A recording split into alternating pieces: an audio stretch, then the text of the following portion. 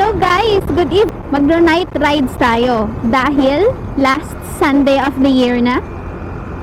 Let's go! Para may gagawin naman ako, maghanap tayo ng masarap na makakainan dito sa banda dito. So eto na nga guys, ako nga pala gusto kong magpakilala ng formal. Ako nga pala si Diana.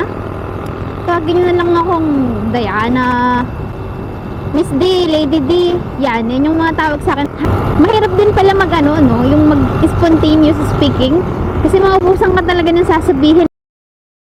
Ano bang mai-share ko based sa experience ko. So paano nga ba ako nagsimula mag-ride? Nagsimula akong mag-rides before pandemic pa. Before pandemic. So mag 6 years na akong nagmumotor. Buti pa tong motor, tumagal sa akin eh. Kailangan lang natin mag-enjoy. Enjoy lang natin ang buhay. Huwag lang tayong mawawala sa goal.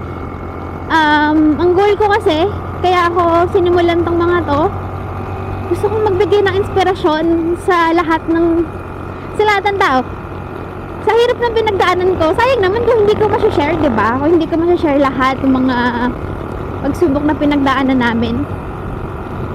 Para magawa ko yun, kailangan ko syempre magpakilala. Kailangan kong maging success. Hindi kasi sapat na alam mo yun, hindi sapat na gigising ka lang kada umaga.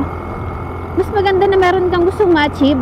Mas maganda na meron mga buhay-buhay. Kumusta naman ang mga buhay-buhay natin nitong mga nagdaang araw, nagdaang buwan. Lumipas na naman ang 2025. Sana maging masaya tayong lahat. Yun lang naman yung mahalaga. Sana lahat ng pangarap natin this year matupad. At next year, may galit yung puso mo, patawarin mo na. Pero kasi, para sa akin, Scorpio kasi ako eh. Pag galit ako, papatawarin ko pero hindi ko nakakausapin. Bala kayo dyan. Unang-una kasi bakit nyo ginagalit? Charing. Yung budget ko 100 lang. May 100 pa ba ngayon? Pag diyan ka kumain sa mga ganyan, huling kain ko sa ganyan, ano ba yung kinain ko? Yung kinain ko doon is beef steak, tapa steak. Tapa steak. Nagbill ako ng 780, almost 1K. Para sa akin, siguro pagkasama kayong family, okay lang gumastos. Pero pag sa sarili ko lang, ang mahal. Kasi kaya ko namang kumain na tig 50, tig 70. Pero pag mga ganyan, bibil ka ng 1,000, tas ikaw lang kakain. Ang daming tao, boy. So, wag na. Paano tayo magkakaroon ng engagement? Paano tayo magkakaroon ng engagement neto kung takot tayo sa tao? Nakakaloka. Alam mo, hindi talaga ako bagay. Hindi naman, pero tinatry ko talagang i-overcome yung pagka-introvert ko. na siguro depende kung kilala ko yung tao, no? Kung naka-vibes ko na. Pero yung first meeting, tapos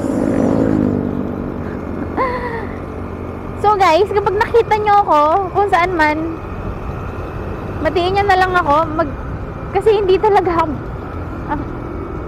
yun yung pinaka-struggle ko talaga sa corporate worlds.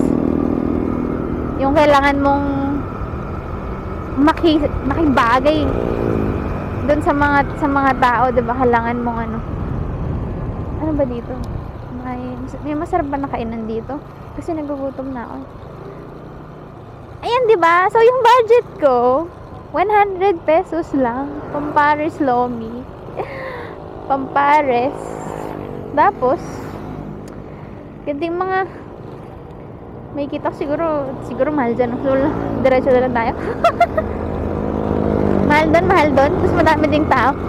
Saan ka Diana, ano ba? Saan ka maghahanap ng kainan na wala masyadong tao? Ayoko na. Ayoko naman gumasos para sa sarili ko. Para sobra-sobra na yung gastos ko sa sarili ko. Naiinis na ako sa pagkagastador ko. Diba? Sobra-sobra na yung gastos mo, boy.